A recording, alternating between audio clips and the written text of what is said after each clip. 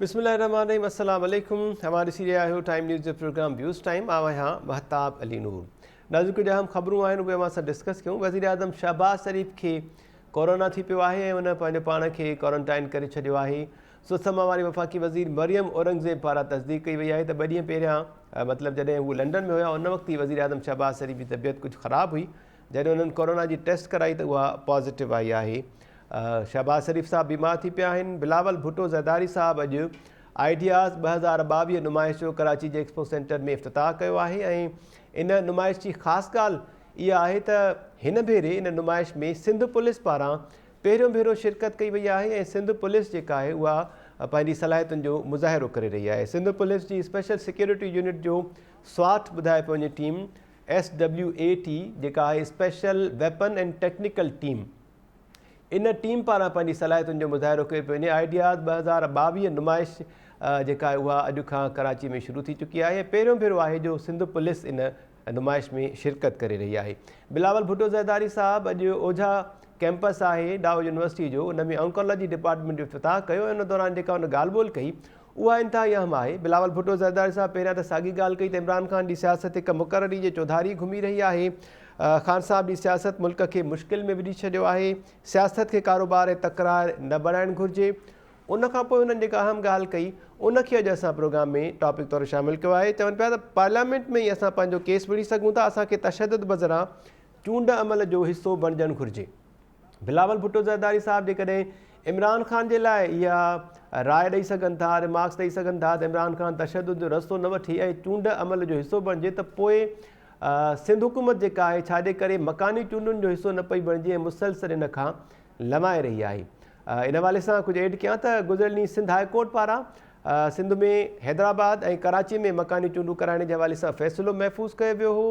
Sindh high court पारां अमलदारनि खां पुछाणो बि कयो वियो हुयो केतिरा अहलकार मुक़ररु करे सघो था, केतिरी सिक्योरिटी ॾेई सघो था, जंहिंमें पुलिस अमलदारनि पारां अदालत खे ब्रीफिंग बि ॾिनी वई हुई। अदालत पारां फ़ैसिलो महफ़ूज़ कयो वियो हो।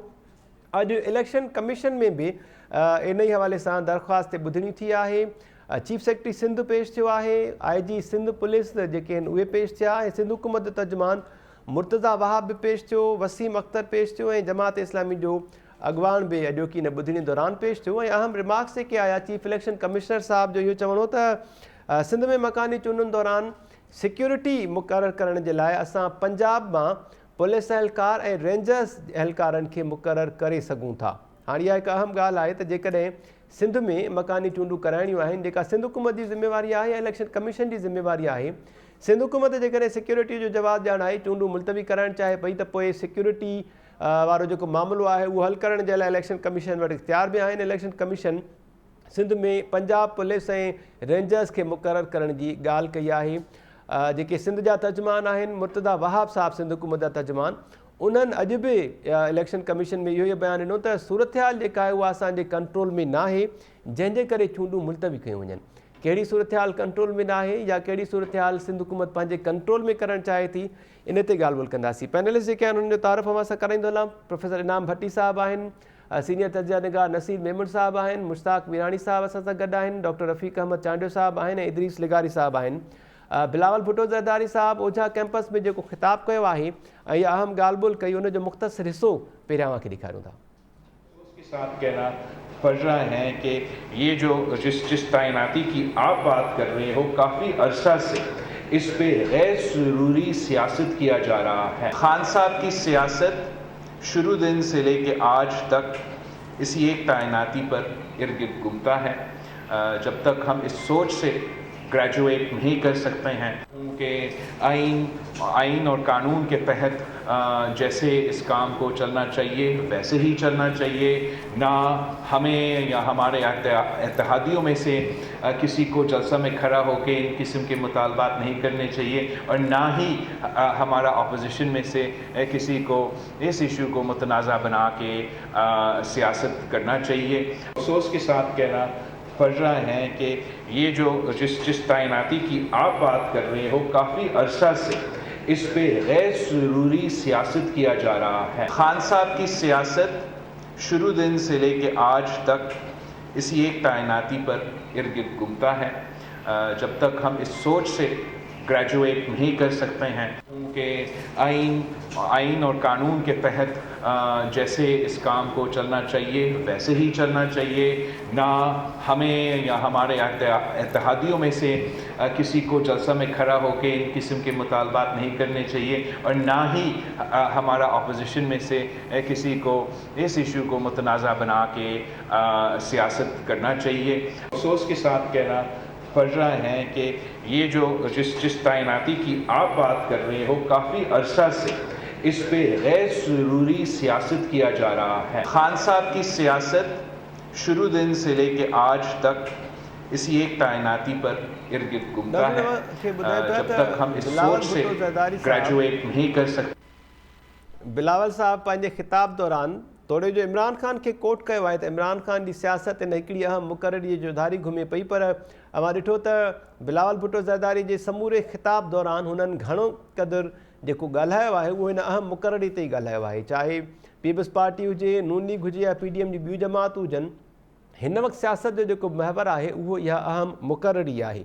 रसीद Memon sahib, thank you so much sir. अवां खां शुरूआत कयूं पिया, कहिड़ो सबबु आहे जो असां वटि पीपल्स पार्टी हुजे, PTI हुजे, हुकूमती धुर हुजे या अपोजिशन हुजे, उहा रुॻो इन अहम मुक़ररी ते अटकी पई आहे, इन ते ई सियासत थिए पई। इन खां हटी करे ॿिया बि तमामु घणा मसइला आहिनि जिन ते ॻाल्हाए सघिजे थो, जिन ते सियासत बि करे सघिजे थी। सर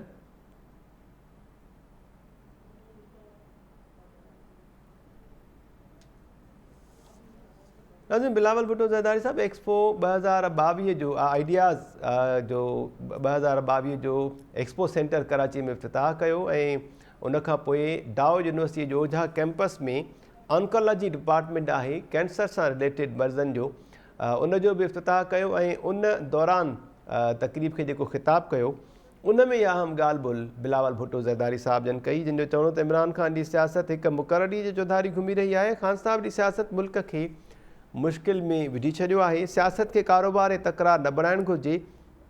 बिलावल भुट्टो ज़रदारी साहब जो चवणो त पार्लियामेंट में ई असां पंहिंजो केस विढ़ी सघूं था, असांखे तशदुद बदिरां चूंड अमल जो हिसो बणिजणु घुरिजे। हाणे पार्लियामेंट में ई जेकॾहिं केस विढ़ी सघिजे थो, या इलेक्शन कमीशन जेका आहे उहा उनजी सवाबदीद आहे, उनखे मकानी इदारनि जूं चूंडूं कराइणियूं आहिनि, त पोइ पीपल्स पार्टी सिंध में मकानी इदारनि जी चूंडुनि खां लवाए छो पई। सिंध हाई कोर्ट बि फ़ैसिलो गुज़िरियल ई महफ़ूज़ कयो हो, ऐं उनखां पोइ अॼु इलेक्शन कमीशन में जेका दरख़्वास्त दाख़िल कई वई हुई MQM पाकिस्तान तरफ़ां, जमात इस्लामी तरफ़ां चूंडूं मुलतवी कराइण बाबति पाकिस्तान पीपल्स पार्टी तरफ़ां बि, त उनजी ॿुधणीअ दौरान वरी chief election commissioner Sikandar Sultan Raja जा अहम रिमार्क्स साम्हूं आया। उन्हनि जो इहो डायरेक्टली चवणो त सिंध में मकानी चूंडुनि जे दौरान जेकॾहिं कुझु सिक्योरिटी मसइला आहिनि त पोइ उन्हनि खे हल करण जे लाइ असां पंजाब पुलिस जा अहलकार ऐं पंजाब मां रेंजर जा अहलकार जेके आहिनि उहे सिंध में मुक़ररु करे सघूं था। जेकॾहिं मां लफ़्ज़ इस्तेमालु कयां त जेकॾहिं ईअं थी बि वञे थो, पहिरियां त पीपल्स पार्टी कॾहिं बि न चाहींदी त ॿिए कंहिं सूबे जा अहलकार अची करे हिते इहे सॼो सिरिश्तो संभालनि ऐं मकानी चूंडूं कराइनि, पर जेकॾहिं इलेक्शन कमीशन अहिड़ो को फ़ैसिलो करे ऐं मकानी चूंडूं थियण जी ॻाल्हि थिए बि, त पोइ सिंध हुकूमत जी रिट जेका आहे उनजो छा थींदो। ज़ाहिरी ॻाल्हि आहे उन ते बि सवाल उथंदा। ऐं गॾोगॾु वरी जेको बयानु ॾिनो आहे मुर्तज़ा वहाब साहब इलेक्शन कमीशन में अॼु, त अहिड़ियूं सूरत हाल जेका आहे उहा अहिड़ी नाहे जो असां चूंडूं कराए सघूं, फ़िलहालु सूरत हाल असांजे कंट्रोल में नाहे। त हिते इहो मासूमाणो सुवालु मुंहिंजो हूंदो पैनलिस्ट खां, त पोइ सिंध हुकूमत खे कहिड़ी सूरत हाल पंहिंजे कंट्रोल में घुरिजे जंहिंखां पोइ मकानी चूंडूं जेके आहिनि उहे कराए सघिबियूं। प्रोफेसर इनाम भट्टी साहब, अव्हांखे मुंहिंजो आवाज़ु अचे पियो सर? जी महताब, बिल्कुलु अचे। थैंक यू सो मच, तव्हां जॉइन कयो। पहिरियां बिलावल भुट्टो ज़रदारी साहब जे ख़िताब ते ॻाल्हि ॿोल कयूं। हू चवनि पिया त PTI जी समूरी सियासत जेका आहे उहा हिकु अहम मुक़ररी जे चौधारी घुमे थी। हिते सुवालु इहो आहे त रुॻो PTI न, पीपल्स पार्टी हुजे, PDM में शामिल ॿियूं जमातूं हुजनि या शहबाज़ शरीफ़ वज़ीर आज़म साहब बि किथे ख़िताब कनि त उहो बि इहो ई चवंदा, हिकु अहम मुक़ररी ते ई सियासत छो पई थिए? ॿिया बि त खोड़ सारा मसइला आहिनि जिते ॻाल्हाए सघिजे थो, जिते सियासत करे सघिजे थी। महिरबानी महताब, पहिरीं ॻाल्हि त आउं सम्झां थो जंहिं इदारे में जिते जंहिं बि सियासी सरबराह खे वञणु घुरिजे ऐं जंहिं कम जे लाइ वञणु घुरिजे, पहिरियों त उनखे ॻाल्हाइणु उन्हनि शयुनि ते घुरिजे। ऐं मुंहिंजे ख़्याल में डॉ यूनिवर्सिटी आहे, उनजो उन में कोई प्रोग्राम में शिरकत आहे। ऐं असां वटि इहो सॼो अलमियो सिर्फ़ु बिलावल जो ॾोहो कोन्हे, पाकिस्तान सॼे जो इहो अलमियो आहे त हीअ सियासतदान जॾहिं बि यूनिवर्सिटियूं हुजनि या ॿिया जेके बि इदारा हुजनि, उते बि जॾहिं वेंदा आहिनि त उते जॾहिं ॻाल्हाईंदा त उन वटि विज़न खां ख़ाली ॻाल्हियूं हूंदियूं आहिनि. उन इदारे जे बाबति बि एतिरो उन्हनि खे को मालूमात न हूंदी आहे, न ई उन इदारे जे मुस्तक़बिल जे लाइ का उन्हनि वटि पॉलिसी हूंदी आहे जो उते उहा ॻाल्हाए सघनि.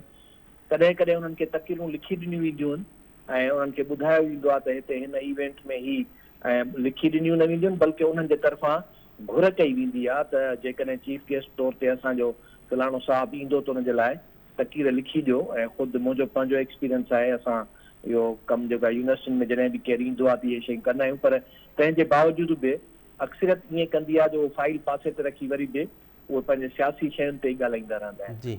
ऐं ॿियो त जेको हींअर ताईं सभिनी खे हींअर जेको आहे हिकिड़ो त ख़बर कोन थी पए त केरु सच ते आहे केरु कूड़ ते आहे.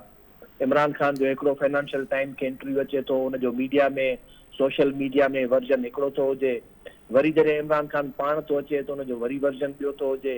वरी हींअर बि हाणे जेको हींअर इमरान ख़ान जलसे खे वीडियो लिंक ते तक़रीर पियो करे त उते वरी अञा ॻाल्हियूं ई ॿियूं आहिनि. हाणे त मसइलो इहो थी वियो आहे त ख़ुदि कंटेनर ते बीही तक़रीर में थोरो अञा चाशनी हूंदी, मज़ो हूंदो. हाणे त वरी जेको वीडियो लिंक ते वेही करे ॻाल्हाए थो न उहो त सम्झ में नथो अचे त आया तक़रीर आहे, ख़िताब आहे, ख़ुतबो आहे, छा आहे, या सिर्फ़ु हिकिड़े कंहिं माण्हुनि खे वेही करे घटि वधि ॻाल्हाइणो आहे. ऐं साॻी जेका आहे असां वरी हिन पासे खां आहे त बिलावल साहिबु जेको आहे उहो जेकॾहिं सिर्फ़ु इमरान ख़ान खे ई एॾी इम्पोर्टेंस ॾियणी आहे ऐं उन्हनि खे ई इन्हनि शयुनि ते सिर्फ़ु ॻाल्हाइणो आहे ऐं जंहिं तरीक़े जूं जेके हू शयूं रखनि था त हिकिड़ो इहो तइ थियणु खपे त जंहिं शइ खे तव्हां जमहूरियत चओ था, जंहिं शइ खे तव्हां इक़्तिदार जी हासिलात जो तरीक़ेकार सम्झो था त उन ते ई पोइ सभिनी खे इहो अख़्तियार हुजणु खपे. उहो जॾहिं बि जंहिं तरीक़े सां इक़्तिदार में अची वञनि त कंहिंखे बि मुखालिफ़ खे रोडनि रस्तनि ते न अचणु घुरिजे ऐं कंहिंखे बि जलसा जुलूस न करणु घुरिजनि. उन हुकूमत खे 5 साल बर्दाश्त करणु घुरिजे. पर इहा ख़ुदि असां वटि हिते रविश कोन्हे, न इहा रवायत आहे त जेको बि जेॾीमहिल इलेक्शन्स में कहिड़े बि तरीक़े सां इलेक्शन खां ॿाहिरि थो थिए त उनखे सिर्फ़ु पोइ रोड ई नज़र ईंदो आहे ऐं उते हू जलसा जुलूस ऐं मुज़ाहिरा वेठा कंदा आहिनि.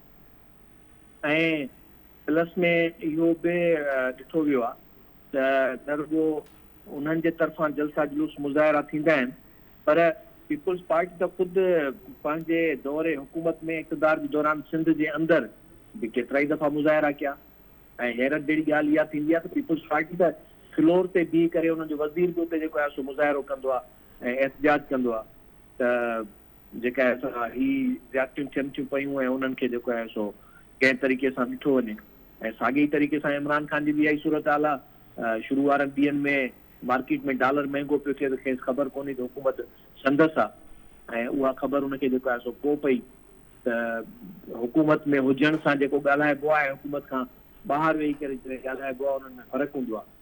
त मुंहिंजे ख़्याल में बिलावल साहिबु जेको कुझु ॻाल्हायो आहे उन जो सॼो फोकस जेको आहे उहो इमरान ख़ान जी जेका आहे उहा तक़रीर आहे ऐं उन खे ई जेको आहे सो हुन निशानो बणायो आहे ऐं उन जे ई सॼे जेको हुन जे बयाने ते जेको हू रोज़ानो करे पियो. ऐं हाणे अॼु खां त वरी लॻे पियो इमरान ख़ान हाणे सिर्फ़ु ऐं सिर्फ़ु हिननि ॿिनि पार्टियुनि ऐं ख़ासि करे उन्हनि जी क़यादत सिर्फ़ु उन जे ख़िलाफ़ु ॻाल्हाइणु शुरू कयो अथसि.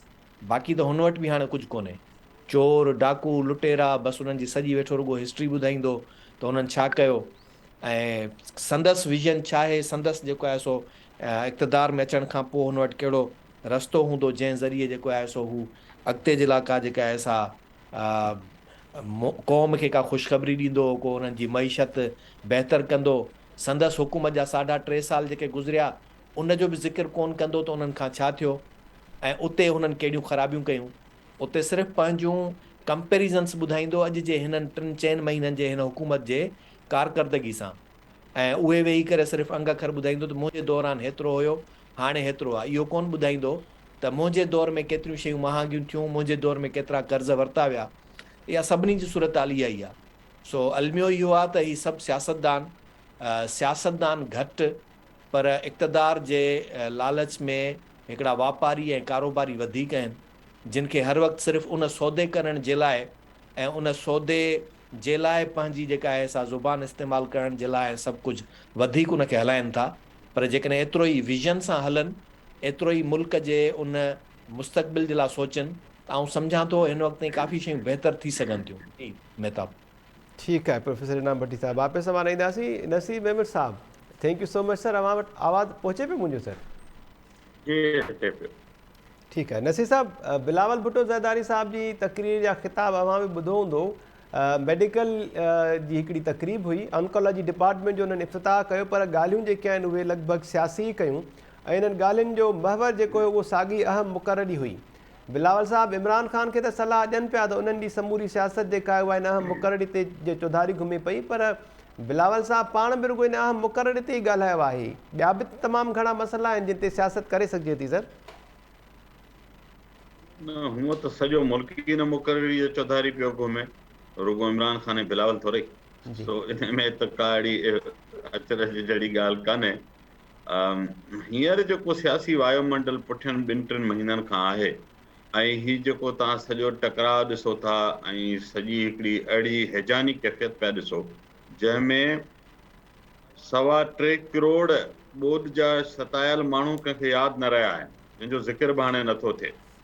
गुरबत जे लाइ वर्ल्ड बैंक जो एस्टिमेट आहे त उहा केतिरा % वधण वारी आहे। ज़रे घटि 1 करोड़ वधीक माण्हू ग़रीब थियण वारा आहिनि, इहा शइ डिबेट में न आहे। पाकिस्तान जी इकानमी जंहिं तरो वञी वरितो आहे, जंहिंजी इहा ख़बर न आहे त हिन साल कर्ज़ कीअं लहंदा, ईंदड़ साल कीअं लहंदा, रुपए जी कहिड़ी हालत आहे, उन जो परचेज़िंग पावर ते इम्पैक्ट छा आहे, केतिरा माण्हू इकोनॉमिक पॉवर्टी में वञनि पिया, उन ते को बहस न आहे। ही सॼो कुझु जेको पुठियनि 5-6 महीननि में इमरान ख़ान ऐं उनजी जेतिरो पोइ काउंटर में कमु हले पियो, उन में इहा ॻाल्हि ठीकु आहे त उनजो हिकिड़ो ई नुक़्तो वञी बचियो आहे त हिन अहम उहिदे ते केरु ईंदो। मां त चवां थो हिकु भेरो तकलीफ़ कनि, ईंदड़ 50 सालनि जी लिस्ट जारी करे छॾनि सीनियरिटी मां कढी। जीअं फवाद चौधरी चंड जो कैलेंडर ठाहे छॾियो न, जान छुटी पई जेकर हले हा त जी हर भेरे जहिड़ो थींदो आहे त घणियूं ईदूं थींदियूं। सो ही बि जेका हर 3 साल ईद जो चंड ॾिसणो थो पए, इन मां हिकु भेरो 50 सालनि जी जारी करे छॾियो ऐं 50 सालनि खां पोइ वरी इनाम भट्टी, इदरीस साहब ऐं असां वेही ॻाल्हाईंदासीं इन ते ईंदड़ 50 सालनि जो छा कजे। त इहे डिसीजन मेकिंग जॾहिं अहिड़े नमूने थींदी, तव्हां हिकिड़ी अदरवाइज़ तव्हां ॾिसो सवें खाता आहिनि, उन्हनि जा सेक्रेटरी, उन्हनि जा वज़ीर सभु पिया ईंदा वेंदा मुक़ररु थींदा आहिनि। कॾहिं का ॻाल्हि ॿुधी आहे? हीउ बि हिकु खातो आहे, हिन जो बि हिकु सरबराह थींदो आहे। तव्हां ॿियनि केतिरनि मुल्कनि जे इन्हनि उहिदनि जे वेठल माण्हुनि जा तव्हां नाला ॿुधाए सघंदो? सार्क रीजन में जेके 7 मुल्क आहिनि, तव्हां सभिनी खे मां गुज़ारिश थो कयां कि हिकिड़े मुल्क जे इन सरबराह जो नालो यादि अथव त खणी ॿुधायो। सिंध जो गवर्नर मुक़ररु थी वियो सर कामरान टेसोरी साहब, कंहिंखे जीअं चवंदा आहिनि कानो कान ख़बर ई न पई। तो इहो सभु कुझु शयूं थियनि पियूं। अॼु हिकिड़ी ॿी अहम ख़बर हुई जंहिंखे तव्हां शायदि ओवरलुक कयो आहे, डान में छपी आहे जी त कराचीअ में हिकिड़ी नई पॉलिटिकल मैपिंग पे थी हले। मुंहिंजो त ख़्यालु हो त तव्हांखे हुन ते ॻाल्हाइणु घुरिजे, तमामु इम्पॉर्टेंट डेवलपमेंट आहे। जी मूं सर अॼु शेयर कई पंहिंजे व्हाट्सएप ग्रुप ते। सो बाक़ी बिलाल भुट्टो साहब बाक़ी पिया आहिनि, अहिड़ो रिवायती बयान आहे, उन में काड़ी नई शइ आहे कोन जंहिं ते ॻाल्हायूं। इहे ॻाल्हियूं रोज़ पियूं थियनि। ठीकु आहे सर। बिलावल साहब जो इहो बि चवणु आहे त पार्लियामेंट में असां पंहिंजो केस विड़ी सघूं था, असांखे तशदुद बदिरां चूंडामल जो हिसो बणिजणु घुरिजे। जेकॾहिं इमरान ख़ान खे इहा सलाह ॾेई सघनि था त पोइ मकानी चूंडुनि जो हिसो छो न पई बणिजे पीपल्स पार्टी, उनखां छो पिया लवाइनि? बिलावल साहब चेयरमैन आहिनि, उहे सिंध हुकूमत खे हिदायत कनि न त मकानी चूंडूं कराए जान छॾायो हैदराबाद ऐं कराची में। सो बेसिकली जेका पॉइंट डिस्कस हुजणु घुरिजे उहा हुजणु घुरिजे त सिंध में मकानी चूंडुनि बाबति थिए छा पियो। जी गुज़िरियल हफ़्ते तव्हां इहो सुवाल कयो त मूं गुज़ारिश कई त इहो हाणे मसइलो पीपल्स पार्टीअ जो न आहे रहियो। इहो मसइलो संदसि सभ खां वॾे इतिहादी जमायत MQM जो आहे, जेका हिन वक़्तु नंढियूं मकानी चूंडूं नथी चाहे। जी हिन वक़्तु उहा फ्रेगमेंटेड आहे, उनखे टाइम घुरिजे ऐं उहो टाइम छो घुरिजे उन लाइ मां अॼु तव्हांखे गुज़ारिश कयां थो डान जी ख़बर पढ़ो जी त पुठियां उहे इदारा जिन ऐलान कयो त असांजो सियासत सां कुझु न वञे, उन्हनि मां के माण्हू हूंदा ज़रूरु, मां नथो सम्झां त शायदि इदारे जी पॉलिसी हुजे, थी सघे थो त उन्हनि जे अंदरि के अहिड़ा रफ़ीक चांडे जहिड़ा नाफ़रमान माण्हू हूंदा जेके इहो कमु करे रहिया हूंदा, त उन्हनि हिकिड़ी पूरी जोड़ तोड़ शुरू कई आहे ऐं ॻाल्हियूं ॿोलियूं शुरू कयूं आहिनि ऐं इहो कमु पियो थो हले त कीअं हिकु सिंगल पार्टी तौरु उते पॉलिटिकल मैपिंग कजे, उन में समूरा पुराणा धड़ा गॾु कया पिया वञनि।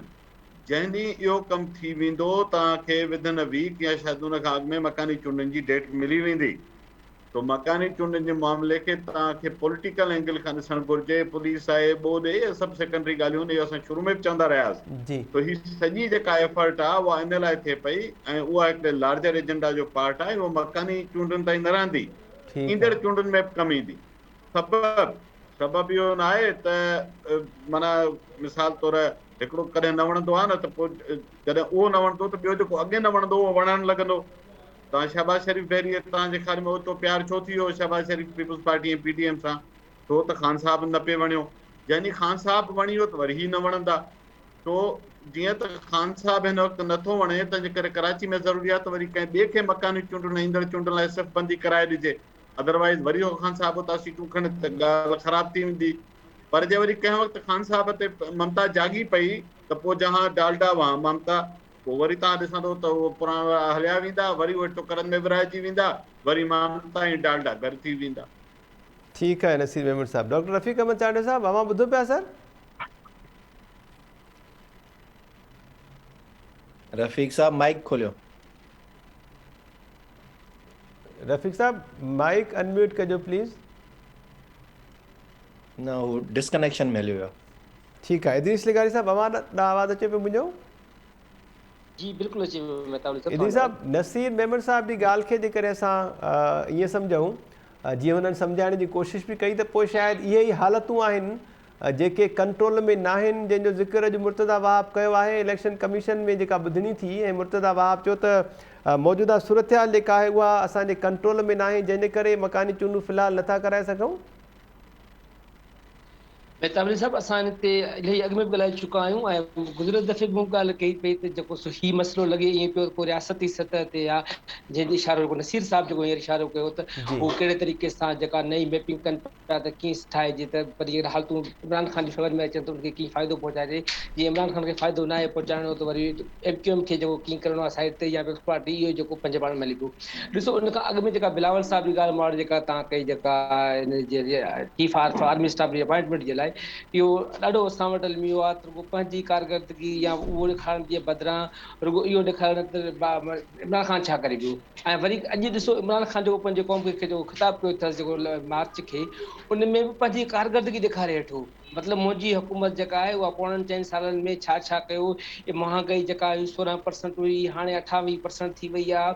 ऐं उनखां पोइ असांजो ही रेशो हाणे उहो माण्हू जेको पंहिंजी ख़ुदि 4.5 साल हुकूमत में उन जेतिरी तबाही कई, जेतिरो पाकिस्तान खे नुक़सानु ॾिनो, उहो केॾां वियो अची. ऐं ॿिए पासे हीअ जेका असांजी हुकूमत आहे, ख़ुदि माना बिलावल साहब खे जेका आहे न उहा पंहिंजी कारकर्दगी ॿुधाइणु खपे त असां गुज़िरियल 15 सालनि खां वठी जेका आहे उहो सिंध में छा छा कयो ऐं सिंध में छा पिया असां कयूं. मुंहिंजे ख़्याल में उहो बि खे करणु खपे.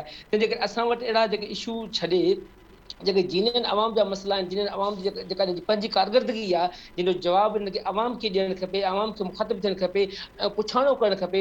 उन जे बदिरां असां वटि छा था थियनि, असां वटि हिकिड़ा माण्हू इशू छॾे ऐं उन ते वरी एॾी डिबेट कराई थी वञे, एॾो मीडिया में हाईलाइट कयो थो वञे जो न चाहींदे बि असां उन पंहिंजे पाण ते उन ते ॻाल्हायूं था ऐं पंहिंजे पाण खे अपडेट बि वठूं था त हिते छा थियो आहे. तंहिंजे करे मुंहिंजे ख़्याल में इहे पेटी इशू जेके आहिनि इनखे छॾणु खपे. ऐं हिकिड़े जीनियन हीअ जेको पाकिस्तान जंहिं वक़्तु हीअ जेको सख़्तु क़िस्म जे हिकिड़े बहरान में आहे, रियासती बहरान में आहे, मुंहिंजे ख़्याल में हाणे घणो वक़्तु थी वियो आहे. हाणे इन इहे जेके गुज़िरियल 75 सालनि में जेके न असां आम इशूज़ में, आम मामलनि में जेको क़ौम खे अवाम खे फसाए रखियो आहे, मुंहिंजे ख़्याल में संजीदगी सां सोचणु खपे. असांजे रियासत इदारनि खे ख़ुदि हिन रियासत खे सोचणु खपे त वाक़ई छा अञा असांजो गुज़र सफ़र जेको आहे उहो इन्हनि ते हुअणु खपे. रोज़ जेके आहिनि नवां इशू ॾेई नवां मामला ॾेई क़ौम खे मुंझाए, क़ौम खे बिज़ी रखूं ऐं पोयां जेके आहिनि पंहिंजे मुफ़ादनि तहत हिकिड़ा मख़सूस जेके टारगेट जेके आहिनि, मक़सद जेके आहिनि उहे हासिलु कंदा रहूं. मुंहिंजे ख़्याल में हाणे घणो कुझु थी चुको आहे. हाणे पाकिस्तान ऐं पाकिस्तान जी अवाम जेका आहे उहा हाणे बर्दाश्त कोन थी करे सघे. महांगाई, बेरोज़गारी, लाकानून, रूल ऑफ लॉ जेका आहे, मजमूई तौर ते मुल्क जो जेको कर्ज़ो आहे, मुल्क जो जेको अंदरूनी बहरान आहे ऐं ख़ुदि सफ़ारती सतह ते जेका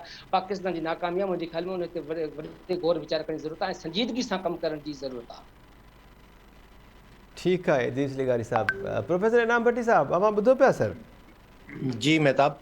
कहिड़ियूं हालतूं जेके आहिनि उहे सिंध हुकूमत जे कंट्रोल में न आहिनि, जेको उज़ुर उहे इख़्तियार कनि पिया? छा वाक़ई इहो को रियासती बहरान आहे या जंहिं तरफ़ नसीर मेमन साहब इशारो ॾिनो आहे, नई जेका सफ़बंदी थिए पई कराचीअ में, उहा सूरत हाल कंट्रोल में अची वेंदी त पोइ शायदि मकानी चूंडूं थियणु मुमकिन थींदियूं? मेहताब ॾिसो, पहिरें ॾींहं खां वठी जॾहिं बि कराची जूं इलेक्शन्स मुल्तवी लोकल बॉडीज़ जूं थियण जी ॻाल्हि आई आहे उन वक़्तु हर वक़्तु मूं इन जो हवालो कोर्ट पे कयो आहे त पीपल्स पार्टी ऐं मुस्लिम लीग नून गॾिजी जेको हिन इतिहादी हुकूमत ठाहिण जे दौरान MQM सां मुआइदो कयो, उन मुआइदे जे नुक़्तनि में अहम नुक़्तो इहो बि शामिलु आहे जेको लोकल बॉडीज़ सां ॻंढा पियल आहे। ऐं इहे ई शयूं जेके आहिनि, जेकॾहिं तव्हां ॾिसंदो त मुर्तज़ा वाहब जेका ॻाल्हि करे पियो उहो इन ई तरफ़ इशारो आहे। ऐं वरी जेका अॼु हींअर सूरत हाल जुड़ी आहे उहा उन में हिकिड़ो वधीक इज़ाफ़ो आहे त जेके धुरियूं चाहिनि थियूं त इते उन्हनि जे मनपसंदि कंहिं बि धुर खे हर क़िस्म जो पावर ॾिनो वञे, उहे कंहिं बि तरह सां ॿिए कंहिंजी जेका असां एंट्री उते नथा ॾिसणु चाहिनि। ऐं उन जो ई सबबु आहे जो ही MQM जा सभई जेके धड़ा आहिनि उन्हनि धड़नि खे गॾाए मिलाए विहारण जी जेका कोशिशि थिए पई, जॾहिं उहा थी वेंदी, नसीर जी बिल्कुलु इहा ॻाल्हि दुरुस्त आहे, जॾहिं थी वई त पोइ जहाँ ममता वहाँ डालडा, उहे सभु ॿई जेको आहे सो गॾु गॾु हलंदा। ऐं शुरू खां वठी करे इहो ई सॼो किसो हले पियो थो। त हिन वक़्तु जेका मुर्तज़ा वाहब ॻाल्हि करे पियो, मूंखे त हाणे ईअं थो लॻे त उन ममता ऐं डालडा वारे हिसे में पीपल्स पार्टी बि कराची जे अंदरि उन्हनि जे ई जेको आहे सो हंडी जो हिसो आहे ऐं उहा उन्हनि जे ई किचन मां जेको आहे सो हिसो पती खणे थी। तंहिंजे करे हू बि उन्हनि जो ई इहो ख़्यालु रखनि था। न त अदरवाइज़ त पीपल्स पार्टी त जॾहिं बि को अहिड़ो मामिलो ईंदो आहे त शायदि शो ईअं कंदी आहे त सिंध जी सफ़ा जेका क़ौमी सोच आहे उन में वॾे खां वॾी जेका ढाल बणियल आहे कराची जे अंदरि उहा पीपल्स पार्टी आहे। पीपल्स पार्टी न हुजे त शायदि कराची में सिंधी रही बि न सघनि। ऐं पर उन जे बरक्स सॼो जेको हक़ीक़ी असुलु मामिलो आहे उहो इहो आहे त पीपल्स पार्टी कराची जे अंदरि पंहिंजे इन्हनि सॼे तरीक़ेकार ऐं पंहिंजे सॼे उन हुक्मरानी जे ज़रिए उन्हनि खे वधीक सघारो ऐं मज़बूत कंदी थी रहे।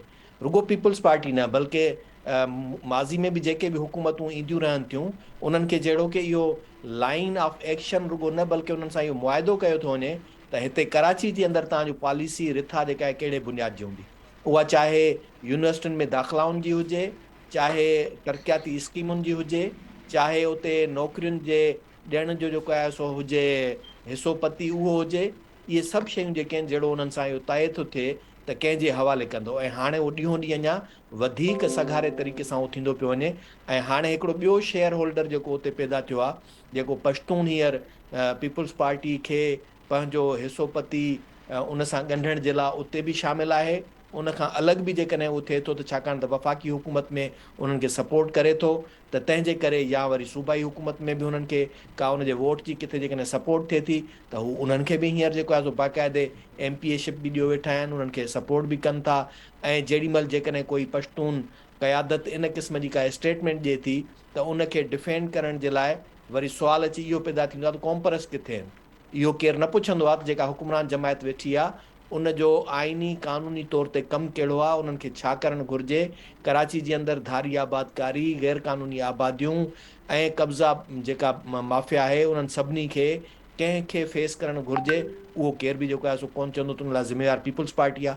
पीपल्स पार्टी खे इनखे त छॾियो पर ही कल्ह जेको मुख़्तियार कार जो हिकिड़ो जेको क़तलु थियो आहे, जेको सरकारी ड्यूटी जे दौरान जेका शइ थी आहे उन में बि जेके धुरियूं हूंदियूं ऐं सम्झां थो उहो बि कंहिं न कंहिं तरह सां सरकारी धुर जी का न का उन में जेका असां लाइन ॻंढ किथे न किथे वञी करे पहुचंदी हूंदी। छाकाणि त कराची जे अंदरि ज़मीन ऐं भतागिरी या कब्ज़ागिरी या जेके बि मामला आहिनि उन्हनि में ॿ टे धुरियूं आहिनि जेके मुख्य ताक़तवर ऐं सघारियूं आहिनि जिन में उहे उन्हनि खां सवाइ कोई केरु कुझु कंहिंजो कुझु थी नथो सघे, जंहिंखे उहे कराची जे अंदरि सिस्टम सॾींदा आहिनि। उन सिस्टम जे तहत जेके शयूं हलनि थियूं त ही त उन्हनि मां किथे न किथे को लिंक ज़रूरु हूंदो।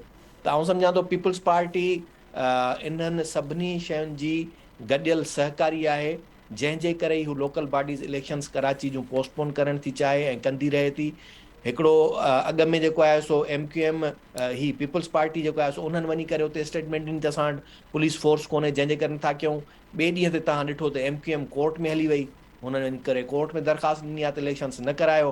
हाणे इहे शयूं ऐं उनखां पोइ ही सभु शयूं त कंहिंजे लाइ हालतूं साज़गार न आहिनि, कंहिंखे कहिड़ी तकलीफ़ आहे। उन में मुख्य जमायतूं पीपल्स पार्टी ऐं MQM आहे जेका उन्हनि जी जॾहिं बि पाण में इन मामले ते सेटलमेंट थी वई, उनखे यकीन थी वियो त हू 100% सभई शयूं ॿुहारे खणी वेंदा, तॾहिं तव्हां ॾिसजो त कीअं इलेक्शन्स जो ऐलान थी वञे। जी ठीकु आहे professor Inam Bhatti sahib. Mushtaq sahib thank you so much sir. आवाज़ अचे पियो माना? हाँ बिल्कुलु अचे पियो। मुश्ताक साहब, अवाम जो छा ख़्यालु आहे? डिस्कस कयो पिया त सिंध में मकानी चूंडनि जे हवाले सां आख़िर थिए छा पियो? गुज़िरियल ॾींहुं सिंध हाई कोर्ट फ़ैसिलो महफ़ूज़ कयो, अॼु इलेक्शन कमीशन बि फ़ैसिलो महफ़ूज़ कयो आहे। दरख़्वास्तुनि ते ॿुधणी दौरान सिंध हुकूमत उज़ूर इहो ॾिनो आहे त फ़िलहाल सूरत हाल असांजे कंट्रोल में न आहे, जंहिंजे करे चूंडूं फ़िलहाल नथा कराए सघूं।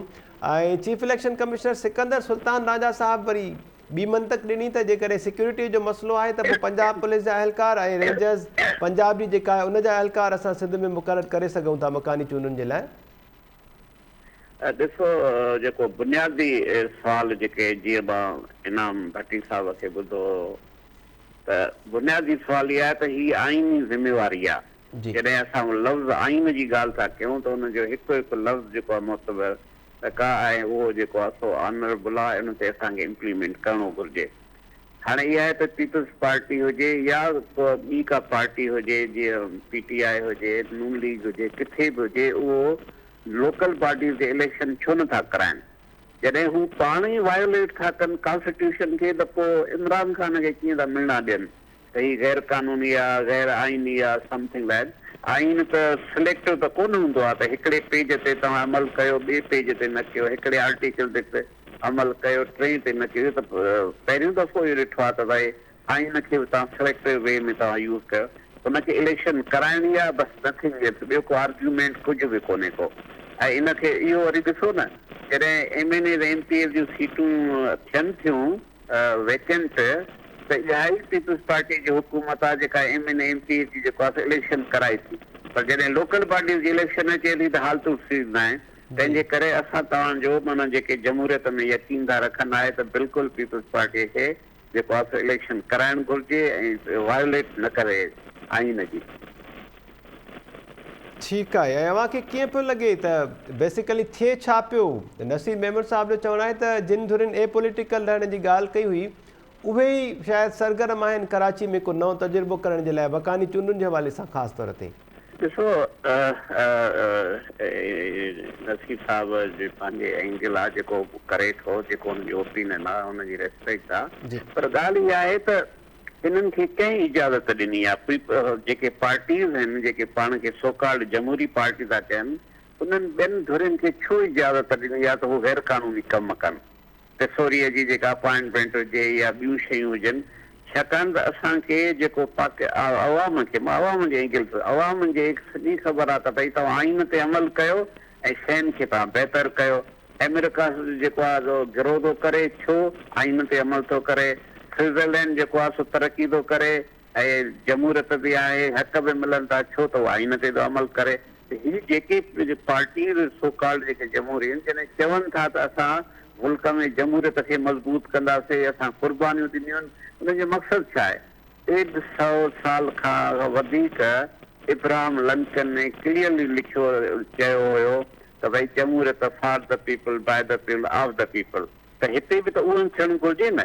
यानी पाण हिनखे सिंध खे या पाकिस्तान खे या जमहूरियत खे हिननि सोकाल जमहूरियत पार्टी ने रांदि करे खेॾियो ॾिठो आहे, फुटबॉल करे ॾिठो आहे जो पंहिंजी मर्ज़ी अचेनि थी त सिलेक्ट था थियनि, मर्ज़ी अचे थी त कंट्राडिक्शन था कनि, मर्ज़ी अचेनि त ॿी था कनि। इहा त बिल्कुलु माना जमहूरियत सां बि ज़्यादती आहे। माण्हुनि छा था चवनि? जॾहिं असां जमहूरियत जी ॻाल्हि था कयूं त यकदमि आइन थो अचे, आइन माना माण्हू। ऐं जॾहिं तव्हां आइन ते अमल नथा कयो त सफ़र त माण्हू था कनि न। बाक़ी इहे चौधारी रोज़ानो वेठा बयान ॾियनि, कॾहिं हू थो चए, वरी हुनजे मथां ॿियो बयानु, वरी टियों बयानु। त असां जेको आम माण्हू आहियूं, जेके शहरी आहियूं मुल्क जा या सिंध जा, असां हिननि जे बयाननि मां थकिजी पिया आहियूं। छेजे करे था बयान ॾियनि? कंहिंजे करे? जॾहिं असांखे हुननि जे बयान में को फ़ाइदो कोन थो मिले, माण्हुनि जी भलाई नथी थिए, माण्हुनि खे अमुन नथो थिए, त पोइ बाक़ी इहे बयान छाजे लाइ था ॾियनि? फिरी फिरी चवंदा त असां जमहूरियत लाइ वॾी कुर्बानी। छा जमहूरियत लाइ कुर्बानी? इन जो मक़सदु इहा आहे त तव्हां वधीक माण्हुनि खे पीड़ियो। इहा त ज़्यादती आहे न। ठीकु आहे Mushtaq Binani sahib, thank you so much sir. Naseer Memon sahib, वापसि सवाल अचूं पिया। शुरू में जीअं अवां हिंट ॾिनी ऐं गाइड कयो त basically point should be discuss that Sindh में मकानी चूंडुनि जे हवाले सां थिए छा पियो। इन ॻाल्हि खे जेकॾहिं थोरो अॻिते वधायां ऐं अव्हां खां इहो सम्झण जी कोशिशि कयूं त छा जॾहिं स्क्रिप्ट जूं बि ॻाल्हियूं हलंदियूं आहिनि, काफ़ी भेरा मामला एतिरी हद ताईं तइ थी विया आहिनि छा जो ख्वाजा इज़हार हसन MQM पाकिस्तान जे अॻुवान कुझु ॾींहं अॻु बयानु ॾिनो, जंहिंजो उर्दू में बयानु हुयो, संदसि चवणो त पूरा पिंड खां पिंड अगरि मर बि जाए फिर भी जमात इस्लामी का मेयर नहीं बन सकता। मेयर जी हद ताईं ॻाल्हियूं छा तय थी चुकियूं आहिनि? ए पॉलिटिकल जा बयान ॾींदड़ जेके धुरियूं आहिनि कराची में इन क़िस्म जो को तजुर्बो करणु चाहिनि पियूं जमात इस्लामी जे हवाले सां? महताब तव्हांजो आवाज़ मूं वटि थोरो साफ़ न पिया आयो, पर जेको मां सम्झी सघियो आहे तव्हां ॻाल्हि कयो पिया त उहे धुरियूं जिन गैर सियासी हुजण जी दावा कई, छा उहे उनमें उनखे शेप अप कनि पियूं या न? ॾिसो, कराची ओवरऑल जेको मकानी चूंडूं आहिनि ऐं हाणे जेके मकानी चूंडूं थियण वारियूं आहिनि, जॾहिं बि थियूं, छो त अदालत विच में पई आहे त शायदि जल्दी थियनि, उहे प्रीकर्सर हूंदियूं ईंदड़ मुख्य इलेक्शन जूं, त ही आम मकानी चूंडूं हाणे न आहिनि। तंहिं करे कराचीअ जी इन सॼी सिचुएशन में जेका पॉलिटिकल ऐं स्ट्रेटेजिक इम्पोर्टेंस आहे, उहा ज़ाहिर आहे असां तव्हां सभु सम्झूं था त बाक़ी सिंध में त मैन्यूवरिंग ऐं मैनिपुलेशन जेतिरी थींदी आहे सा थींदी आहे, पर कराची स्पेशल अटेंशन ज़ोन आहे ऐं अॼु खां आहे, शुरू खां वठी आहे। इहो का बि धुर ऐं उहा जेतिरा बि इदारा आहिनि पाकिस्तान जा, उहे कराचीअ जे बारे में हिकिड़ी ख़ासि इन्वॉल्वमेंट खां ख़ाली नथा रहनि। तव्हां इवन उहे माना था वॾा सरबराह अदलिया जा यादि करियो जेके कराचीअ जे बारे में ॾाढियूं स्पेसिफिक इंस्ट्रक्शन्स इशू कंदा हुआ। मींहुं पियो, नाला उथलिया, सॼे मुल्क में उथलिया, कॾहिं न थियो त कंहिं इदारे मां इहो फ़ैसिलो आयो हुजे त फलाणे इदारे खे इस्लामाबाद मां घुराए ऐं फलाणे इदारे खे ठेको ॾेई कराचीअ जा नाला उन्हनि खां साफ़ कराए। इन हद ताईं डीप इन्वॉल्वमेंट तव्हां ॿियनि शहरनि जे बारे में न ॿुधी हूंदी। अॼु जी डांस जी ख़बर खे थोरो तफ़सील सां पढ़ंदो न त तव्हांखे सम्झ में अची वेंदो त स्ट्रिंग पुलिंग कीअं पई थिए ऐं छो पई थिए जी त ॻाल्हि मुंहिंजो पंहिंजो अंदाज़ो इहो आहे त चेस बोर्ड ते गुज़िरियल इलेक्शन में जंहिं पार्टीअ खे अॻुवाणी ॾियणी हुई, ज़ाहिर आहे हाणे हुनखे जॾहिं काउंटर करिणो आहे ऐं प्रोसेस खे ॾिसण जी हद ताईं जमहूरी बि रखिणो आहे, त पोइ जेतिरा बि उन में तजुर्बा करणा आहिनि, जेतिरी बि उनजी का नक्शेबंदी करणी आहे, उहा चूंडुनि खां अॻु ई कबी न, चूंडुनि जे कमरनि खां ॿाहिरि कबी न। केसोरी साहिबु ओचितो कीअं तव्हां पाण ॻाल्हि कई, कीअं गवर्नर थियो, किथां लही आयो, कहिड़ी मेरिट हुई, कहिड़ी लॉजिक हुई, इहो सॼो उन गेम प्लान जो पार्ट हुयो ऐं माज़ीअ में बि इहे खेर थींदा रहिया। सो उहे मोहराज जिन खे उन्हनि पंहिंजी मर्ज़ीअ सां केतिरो अर्सो ॿाहिरि रखियो, हाणे जेकर कंहिं ॿियनि खे ॿाहिरि रखण लाइ उन्हनि खे वापसि आणो थो पए।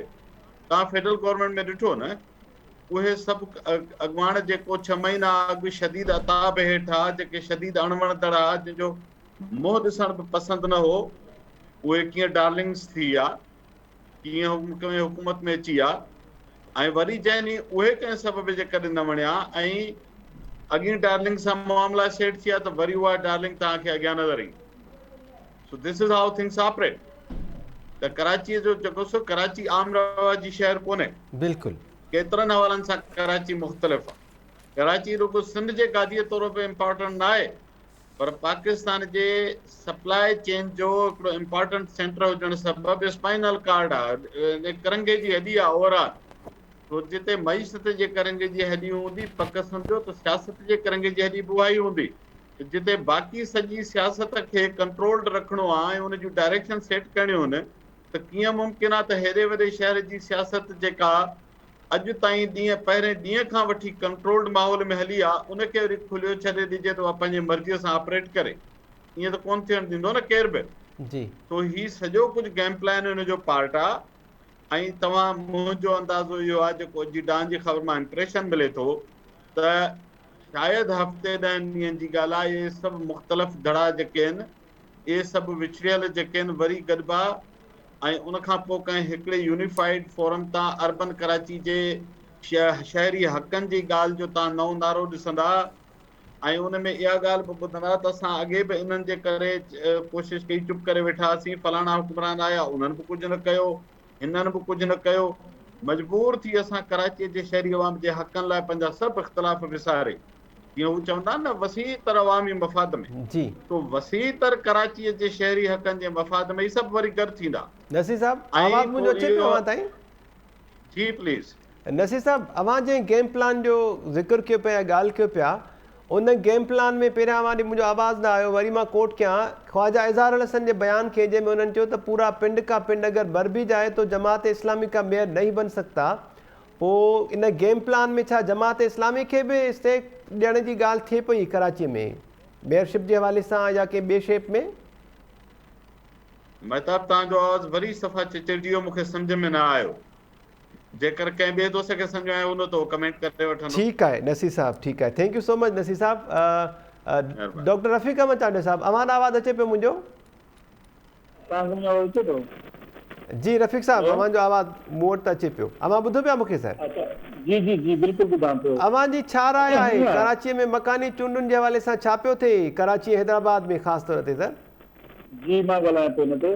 ॾिसो हीअं आहे त जमात इस्लामी जो मसइलो हिकिड़ो रहियो आहे। जी जमात इस्लामी हिकिड़ी नज़रियाती, हिकिड़ी इस्लामी नज़रियाती जेका आहे जमात हुजण जे बावजूदि हुननि जो शुरू खां वठी कराची में जेको मौक़िफ़ आहे उहो जेको पंहिंजो MQM जो रहियो आहे उन सां मिलंदड़ जुलंदड़ रहियो आहे।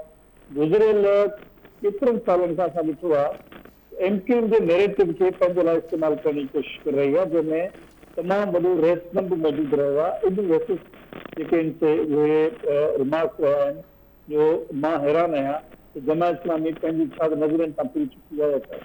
त मां सम्झां थो त कराची लाइ का नई खिचड़ी पची रही आहे, छो त उन खां अलावा कराची जो मसइलो हल थींदो नज़र नथो अचे। उहे माण्हू जेके कराची जे हमेशह कंट्रोल कनि चाहिनि था उहे बर आहे जेके कराची जे ॾिसो पीपल्स पार्टी खे बि जेका सिंध जी नुमाइंदा जमायत हुजे उनखे हिन वक़्तु उहा आहे पाकिस्तान में हिकिड़े ज़माने में अक्सर थी, उनखे कॾहिं इहो ज़ोर ॾियण जी कोशिशि न कई वेंदी, छो त हुन में तमामु वॾा मसइला आहिनि। इहो हाणे मुंहिंजे पीपल्स पार्टी जो मसइलो न आहे, नवाज़ लीग जो मसइलो आहे। ॿिन्ही वॾनि पॉलिटिकल पार्टीज़ खे कॾहिं बि मतिलबु आहे त हिकिड़ी अहिड़ी सूरत में अचण जे लाइ कॾहिं बि सोच न रही आहे। उन करे कराची जो जेको मसइलो आहे उन में नए तजुर्बे थियण जा इम्कान चिटा मौजूदु आहिनि। हाणे इहे नवां इम्कान केतिरी हद ताईं कामयाबु थियनि था ऐं केतिरो हिन में थिए थो, जेको नसीब साहब ॻाल्हि कई त कराची जेको आहे सो पाकिस्तान जी इकोनॉमी जो हब आहे, उन करे उन में इंट्रेस्ट ऐं स्टेट जेतिरा ई आहे ऐं उहे स्टेट ठाहे हुजण जे करे हिते सियासत जा तजुर्बा नवां नवां असां ॾिसी रहिया आहियूं। पर जेकॾहिं इलेक्शन जेके आहिनि कराची में सिर्फ़ु इंश्योर थियनि त उहे फ्री ऐं फेयर थियनि बिल्कुलु हिकिड़े में, तॾहिं बि कराची जे आवाम लाइ, कराची माण्हुनि लाइ, कराची रहंदड़ जो मुख़्तलिफ़ ॿोली ॻाल्हाईंदड़ जेके आहिनि उन्हनि जे लाइ का बहितरी थी सघे थी, पर इन जी का मतिलबु माज़ी में को मिसाल मौजूदु न आहे। इन करे इहो मां सम्झां थो त इहा सूरत हाल आहे, पर मां सम्झां थो त पीपल्स पार्टी उन मां चङो ख़ासो फ़ाइदो वठण जी पोज़ीशन में आहे ऐं जेका हिन वक़्तु नज़र अचे पई त जेकॾहिं फ्री ऐं फेयर इलेक्शन थियनि था उन में पीपल्स पार्टी हिकिड़ा तमामु घणा इलाइक़ा आहिनि जो क्लेम करे सघे थी, जेकॾहिं पीपल्स पार्टी थोरो वाइज़ नमूने हली त। जी ठीकु आहे Rafiq Ahmed Chandio sahib, thank you so much sir. Idrees लिगारी साहब, अवां ॿुधो पिया? जी जी अचे आवाज़ बताओ साहब। इद्रीस साहब, नसीर मेमन साहब खां जेका ॻाल्हि सम्झण जी कोशिशि कई ऐं ख्वाजा इज़हारुल हसन जे बयान खे मां कोट कयो, उन्हनि जो इहो चवणु त पूरा पिंड का पिंड मर जाए फिर भी जमात इस्लामी का मेयर नहीं बन सकता, इन मां छा सम्झिजे? नसीर मेमन साहब जंहिं तरफ़ इशारो ॾिनो, पावरफुल धुरियूं जेके आहिनि उन्हनि जेको गेम प्लान में तरतीब ॾिनो आहे, छा इन में जमात इस्लामी खे बि कंहिं हद ताईं इहो स्टेक ॾियण जी ॻाल्हि ॿोल थिए पई या इन हद ताईं फ़ैसिला थी चुका आहिनि जंहिं ते MQM पाकिस्तान खे एतिराज़ आहे?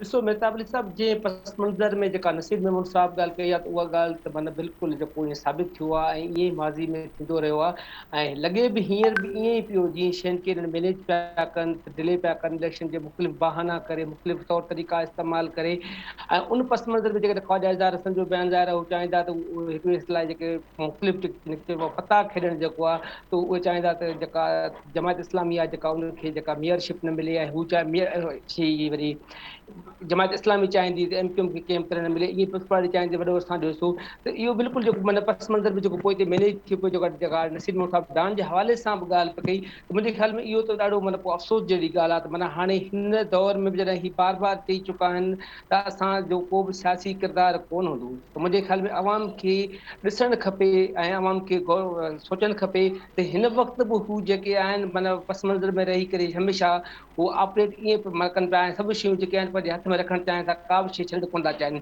ऐं सियासी पार्टियूं जेके आहिनि उहे हिकिड़े मोहरे तौरु माना वधि खां वधि फ़ाइदो हासिलु कजे।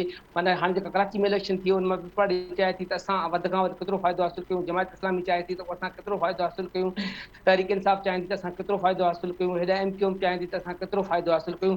ऐं असुल में जेको अवाम जेको आहे उहो लोड़े अवाम थो, नुक़सानु अवाम जो थिए थो, फ़ाइदो पैसा अवाम जा, टैक्स अवाम जो, नालो सॼो अवाम जो, और इस्तिसाल बि जेको आहे उहो बि अवाम जो थिए थो। तंहिंजे करे मुंहिंजे ख़्याल में जेको आहे इहा गेम जेका आहे इहा घणी थी आहे ऐं हाणे जेका इहा न थियणु खपे, इहा अवाम जे मुल्क जे मुफ़ादनि वटां न आहे। पर तंहिं बावजूदि बि असांजूं सियासी पार्टियूं जेके आहिनि उहे बि मुख़ालिफ़ धुन में रहंदे सभु ॻाल्हियूं कंदियूं आहिनि, ते जेके इदारनि ते सुवाल बि उथारींदियूं आहिनि, इदारनि ते तनक़ीद बि कंदियूं आहिनि। पर जंहिं महिल बि उन्हनि खे थोरो इशारो मिलंदो आहे, थोरो ॻाल्हियुनि जे लाइ या थोरो को पैकेज ॾिनो थींदो आहे त तव्हांखे हीउ हिसो एतिरो एतिरो हिसो मिलंदो, त उहे सभु इख़्तिलाफ़ विसारे, पोइ भली पीपल्स पार्टी हुजे, नवाज़ लीग हुजे, खणी तहरीक इंसाफ़ हुजे, कहिड़ी बि पार्टी हुजे, मज़हबी पार्टी हुजे, जमायत इस्लामी हुजे या JUI हुजे, उहे सभु जेके इदारनि ते जेके उनजा सख़्त खां सख़्त ऐं असुली जेके एतिराज़ जिनखे चवंदा आहिनि असुली एतिराज़ आहिनि ऐं असां उन ते कॾहिं कॉम्प्रोमाइज़ नथा कयूं, त उहे विदिन मिंट्स में, विदिन ॾींहंनि में, वीक्स में जेके उहे ख़तमु थी वेंदा आहिनि ऐं हिकिड़ो नओं नैरेटिव ऐं हिकिड़ो नओं बयानो अची वेंदो आहे त हाणे जेको आहे मुल्क जे हालतनि ऐं मुल्क जे मुफ़ादनि त इहो आहे, असां इहो ई कयूं पिया, असां ख़ुशि कोन हुआसीं, को मजबूरी ही थी पई, इमरान ख़ान मुल्क खे डिफॉल्ट में थी पियो वञे या नवाज़ लीग मुल्क खे तबाह करे छॾियो, पोइ बसि मजबूरी में असां हीअ खणी कसीं। तंहिंजे करे मुंहिंजे ख़्याल में इहो हिकिड़ो गॾियल खेॾ आहे सभिनी जो जेको आहे, इहे ॿई हिक ॿिए सां इतफ़ाक़ कनि था त असांखे कंहिं बि तरीक़े सां आवाम खे को बि रेफ न आहे ॾियणो, कंहिं बि तरीक़े सां हिन मुल्क खे ख़ुशहाली तरफ़ न आहे रवानो थियणो या उनजे लाइ कंहिं बुनियादु न आहे रखणनि। तंहिंजे करे अचो त असां जेको गॾिजी खाऊं, वॾो हिसो असांजो हूंदो, बाक़ी ज़रो पुर तव्हांजो हूंदो। मुंहिंजे ख़्याल में इहे सभु पस मंज़र में थिए पियो। ठीकु आहे इदरीस लिगारी साहब। प्रोफेसर इनाम भट्टी साहब, अवाना आवाज़ अचे पियो सर मुंहिंजो? जी मेहताब बिल्कुलु अचे पियो। इनाम साहब, लास्टली अवां खां बि साॻी राय वठण जी कोशिशि कंदासीं जेको नसीर मेमूर साहब खां सम्झण जी कोशिशि कई। जंहिं तरफ़ उन्हनि ॻाल्हि कई त कराचीअ जे हक़नि जे हवाले सां नओं को स्लोगन बि अची सघे थो, त हक़ दो कराची को, इहो जमात इस्लामी जो स्लोगन काफ़ी टाइम खां हले पियो।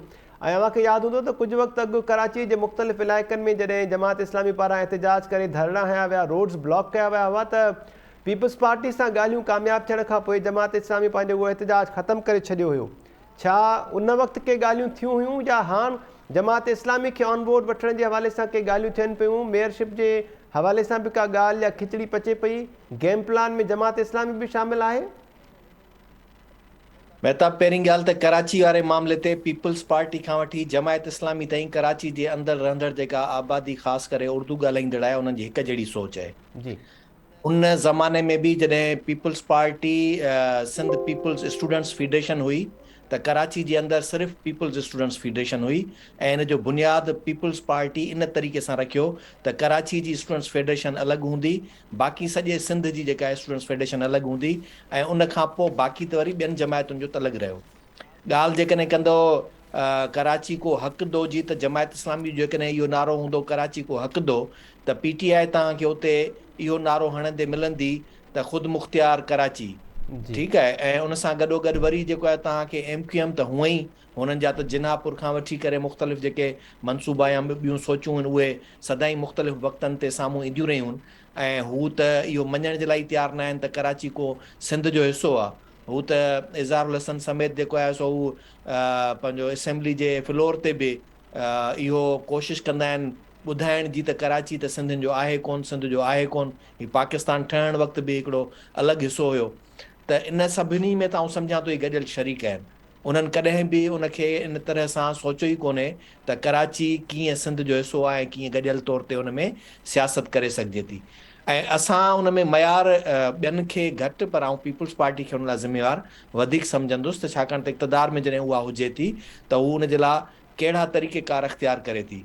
ऐं ॿियो उन में हिकिड़ी ॿी जेका रविश आहे जेका आउं उन ते बार बार ॿियनि मुख़्तलिफ़ हंधनि ते बि इन ते ॻाल्हाईंदो रहंदो आहियां, त सर्विसिस सेक्टर में असां इन शइ खे छो हिकु करो न हलाए सघिया आहियूं त कराची जो रहंदड़ माण्हू उहो भले कहिड़े बि खाते में हुजे, उहो कश्मीर ताईं ड्यूटी करे, उहो लोकल बॉडीज़ में हुजे या एजुकेशन में हुजे या हर डिपार्टमेंट में, सिंध हुकूमत जो कहिड़ो बि खातो हुजे, उन में उहे माण्हू कंसंट्रेटेड हिकु हंधि छो नहीं? जीअं हाणे सुवाल था पुछनि न त सिंध सेक्रेटरेट में रुगो सिंधी छो? जी, त उन जे करे आउं बि चवंदुसि त सॼे कराची जे अंदरि सिर्फ़ु कराची जी रहंदड़ उर्दू आबादी सिर्फ़ु कराची में जॉब छो थी करे?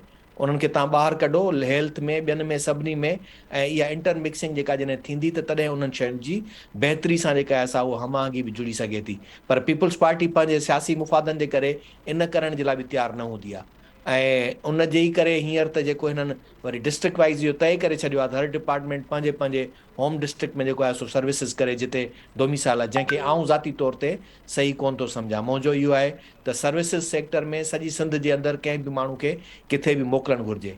हाणे अचूं था इन सोच ते त छा इन जे पुठियां का थी सघे थी रिथाबंदी। सभई धुरियूं जेके बि आहिनि उन्हनि सभिनी खे आशीर्वाद जॾहिं बि मथां खां जीअं मिलंदो ही उन ते ई हलनि था, पाण ॿियनि ते तनक़ीद कंदा रहनि था, उहा चाहे कहिड़ी बि जमायत हुजे। पर जेॾी महिल खेनि हिसो पती मिले थो त उन वक़्तु हू इहे सभु शयूं करण लाइ तयारु आहिनि जिते ॿियनि खे उनजो फ़ाइदो पहुचे थो। कराची जे अंदरि हाइड्रेंट्स जो मसइलो हुजे या मिटी जेका रेती आहे उनजो कारोबार हुजे, कराची जे अंदरि लैंड ग्रेबर्स हुजनि या कराची जे अंदरि बिल्डर माफ़िया हुजे, उन में बि उन्हनि कहिड़नि ग़ैर जमहूरी ऐं ग़ैर सियासी धुरियुनि खे जेके बेनिफिट्स मिलनि था ऐं उन्हनि खे कंहिं न कंहिं तरह सां उहा सिंध हुकूमत कन लाटार करे वेठी आहे या ॼाणी वाणी अखियूं बंदि करे वेठी आहे या उन्हनि खे उहो हिसो पती ॾियण जे लाइ के एग्रीमेंट्स करे थी छॾे, त इहे सभु शयूं छो थियूं थियनि? नॉर्मल जेका ॻाल्हि आहे उहा इहा आहे त कराची जे अंदरि कहिड़े बि खाते में केर बि माण्हू जेका नौकिरी करे थो उहो पंहिंजे हदुनि जे अंदरि वेही करे नौकिरी कंदो। उहो कहिड़े बि इदारे जो DG हुजे या कहिड़े बि इदारे जो को चङो मुड़ुसु हुजे, उनखे इहो अख़्तियार कोन्हे त ॿाहिरि जे कारोबार ते उनजी गिरफ़्त हुजे ऐं उन कारोबार में पंहिंजो हिसो पती वठंदो हुजे। त हिते त असां वटि इहे सभु मामला ई आहिनि। त इन्हनि सभिनी खे मज़बूत करणु ऐं हक़ीक़ी हुक्मरानी खे कमज़ोर करण में इन्हनि सभिनी उन्हनि धुरियुनि जो हथु आहे जेके इक़्तिदार जे सिर्फ़ु सोच ख़ातिर इक़्तिदार में वञी करे वेहनि था, हक़ीक़ी तौर ते इन्हनि शयुनि खे कोन था ॾिसनि। त महताब आऊं सम्झां थो त यकीनी तौर ते इन्हनि जे सभिनी जे पुठियां कुझु न कुझु इहो ज़रूरु आहे त कराची जे अंदरि मुकमिल तरह ते इक़्तिदार कंहिंजे हवाले करिणो आहे, उहो उन्हनि जी पंहिंजी मंशा ऐं मर्ज़ी मुताबिक़ लोकल गवर्नमेंट हुजे या चाहे ईंदड़ जनरल इलेक्शन्स हुजनि उनखे मुंतक़िल थियनि। जी ठीकु आहे प्रोफेसर इनाम भट्टी साहब। डॉक्टर रफ़ीक अहमद चांडियो साहब, अवां ॿुधो पिया सर? सर आख़िरी कुझु मिनट्स हलनि पिया। जंहिं गेम प्लान जी ॻाल्हि थिए पई या कंहिं हिकु धुर खे पावर ख़ासि तौर ते कराची में ॾियण जे हवाले सां जेके ॻाल्हियूं आहिनि या जेके ताक़तवर धुरियूं हिन वक़्तु गेम प्लान जो हिसो आहिनि उनखे तरतीब ॾियनि पियूं, छा पियो लॻे अव्हांखे त कहिड़ी ताक़तवर धुर आहे जंहिंजे करे मामला अटकियल आहिनि ऐं उनखे राज़ी करण खां पोइ असांखे वरी कराची हैदराबाद में इहो जेको निज़ाम आहे असांखे हल थींदे नज़र अचे पियो, ताक़त जी मुंतक़िली जेका आहे उहा हेठि सतह ताईं थी सघंदी इक़्तिदार जी? ॾिसो मतिलबु कराची जेका आहे उहा असां जीअं मतिलबु वॾा थी रहिया हुआसीं तॾहिं खां वठी साज़िशी तौर ते कराची में जेका सियासी गेम प्लान आहे उहा हलंदी रही आहे। उन में जेको इमरान खान हाणे रेट्रिक कयो आहे त भई जेको करप्शन आहे, कूड़ आहे, हीअं हूअं आहे, इहो शुरू खां वठी उते हलंदो रहियो आहे। अल्ताफ़ हुसैन कॾहिं हुननि खे चयो त भई तव्हां जेकर तव्हांखे ॿारे छॾींदा, हीअं कंदा, हूअं कंदा, उहो हिकिड़ो सेक्टर हुयो, ॿियो सेक्टर पटाणनि जो सेक्टर हुयो, दुनिया सॼी माण्हू हूंदा रहिया। उहो प्लान ॾे हुयो जंहिं तहत कराची जी आबादी में जेको मकानी माण्हुनि जेका पार्टिसिपेशन ऐं अफ़सोस जी ॻाल्हि इहा आहे त जेका सिंध जी जेका सियासी क़यादत हुई 1947 खां वठी हिन वक़्तु ताईं उन्हनि इन्हनि ॻाल्हियुनि खे प्रिडिक्ट न कयो, उन्हनि ॻाल्हियुनि खे अंडरस्टैंड न कयो। असांजी सियासी शऊर एतिरो शायदि न हो जो उनखे हाणे जेको उनजो जेको रहियो आहे उन में बि असांजी जेको 80 वारे 90 वारे ॾहाके वक़्तु जेका सूरतहाल रही आहे उन सूरतहाल खे असां सही तौर ते अंडरस्टैंड न करे सघिया, जंहिंजे करे असां उते कॉम्पीट करे न सघिया आहियूं। उनजे करे मुख़्तलिफ़ पार्टिसिपेटिंग जेके फोर्सिस आहिनि उन्हनि जी उते शदीद ज़रूरत रहे थी ऐं जेके सवारियूं दुनिया आहिनि उहे हिन में कंफर्टेबल इन करे मां सम्झां थो त यकीनन जेका कराची जी जेका सूरतहाल आहे उन सूरतहाल में का न का सूरतहाल बहितर थी वञे, सभु स्टेक होल्डर कंहिं शइ ते कंदा ऐं पोइ ई शयूं अॻियां वधणु शुरू थींदियूं। बहरहाल जेको लोकल बॉडीज़ जो जेको मसइलो आहे उहो मसइलो कराची जे करे ई पाकिस्तान सॼो ख़राब थी रहियो आहे। उन में जेके तजुर्बा थिया आहिनि उन्हनि तजुर्बनि जे करे हिन वक़्तु लोकल बॉडीज़ जेके सिंध में आहिनि उहे वीकेस्ट पोज़ीशन में आहिनि, तमामु कमज़ोर पोज़ीशन में, जंहिंजे करे हेठि सतह ते जो कमु आहे उहो न पियो थी, इहा सही ॻाल्हि आहे। जी पर सूरत-हाल इहा आहे त उन सॼे ते को कंसेंसस थिए थो इहो इनखे जेकॾहिं जीअं कराची जी जेका उर्दू आबादी आहे उहा सम्झी त इनखे गवर्नेंस जो ऐं कराची खे पंहिंजे हथ में रखण जो हिकिड़ो ज़रियो कजे त इहा मतिलबु इंटायरली ॻाल्हि आहे। छो त गवर्नमेंट जा जेके 2 टीयर आहिनि, सूबाई टीयर, उहे सूबाई टीयर ते हिकिड़ो उनजो हिकिड़ो हिसो आहे, उहो इंडिपेंडेंट टीयर न आहे। इन करे जेके कोशिशूं थो थियनि थी पयूं उन्हनि जे हवाले में जेका कोशिशि थींदी उहा लाभाइती न हूंदी। इहे थोरा टेक्निकल मसइला आहिनि जेके हुन में अॻियां ईंदा रहनि था पिया। ऐं पीपल्स पार्टी काफ़ी अर्से खां मथी विराजमान आहे, पर पीपल्स पार्टी कराची में का बि अहिड़ी शइ न करे सघी आहे जंहिंजे करे चइजे त भई उहो कराची जी जेका सियासी सूरत-हाल आहे उन में का बहितरी ईंदी। जीअं पोइ थी वरी हाणे MKM खां पोइ वरी जमात इस्लामी आहे। जमात इस्लामी खे जेकॾहिं शेयर मिले थो वरी उहा उन हवाले सां उनजो जेको मुस्तक़बिल आहे तव्हां ख़बर आहे त उहा केतिरी ख़तरनाक जमात आहे, उहा कीअं बुनियाद परस्ती में शहर अॻु में वेड़ियल आहे, वरी उते बुनियाद परस्ती जा ॿिया बि जेको थींदा ऐं ॿियूं शयूं थींदियूं। सो कराची जेको बिज़नेस जो हब आहे उनखे हिकिड़ी फ्री डेमोक्रेटिक ऐं रियल बेसिस ते हिकिड़ी प्रोग्रेसिव किस्म जो इन्वायरमेंट जेको नथो मिले त कराची जेका आहे तव्हां कंहिं हवाले सां मतिलबु आहे त हिकिड़ो वाइब्रेंट जेको सप्लाई चेन जो शहर आहे पाकिस्तान लाइ उहा सर्विस ॾेई न सघंदो। जेका एम्प्लॉयबिलिटी आहे, जेका हुनजी रिसोर्स बेस आहे, उहो सॼो मतिलबु आहे त ॾाढो डाउन रहंदो। जी ठीकु आहे। Doctor Rafiq Ahmed Chandio sahib, thank you so much sir. Idrees लेगारी साहब, अमां जी वॾी महिरबानी। Professor Inam Bhatti sahib, thank you so much. Professor Mushtaq Mirani sahib, अमां जी वॾी महिरबानी, थैंक यू सो मच। ऐं नसीर बेमर साहब, अमां जी वॾी महिरबानी, थैंक यू सो मच। नाज़रीन, गुज़िरली सिंध हाई कोर्ट पारां सिंध में कराची हैदराबाद में मकानी चूंडुनि जे हवाले सां फ़ैसिलो महफ़ूज़ कयो वियो। अॼु वरी इलेक्शन कमीशन बि फ़ैसिलो महफ़ूज़ करे छॾियो आहे। सिंध में कराची हैदराबाद में मकानी चूंडुनि जे हवाले सां थिए छा पियो, इन ते अॼोके प्रोग्राम में ॻाल्हि ॿोल्हि कई आहे। ईंदड़ प्रोग्राम ताईं ॾींदा इजाज़त। अल्लाह निगहबान।